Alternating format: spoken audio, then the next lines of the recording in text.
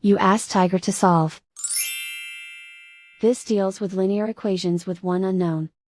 The final result is x equals 16. Let's solve it step by step. Group all x terms on the left side of the equation. Subtract 3x from both sides. Group like terms. Simplify the arithmetic. Group like terms. Simplify the arithmetic. Group all constants on the right side of the equation. Subtract 50 from both sides. Simplify the arithmetic.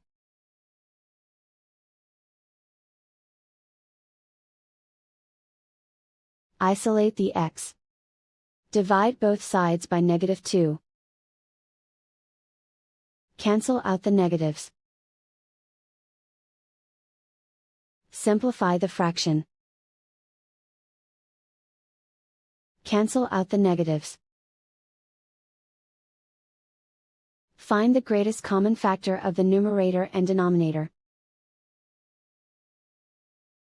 Factor out and cancel the greatest common factor. And so the final result is x equals 16.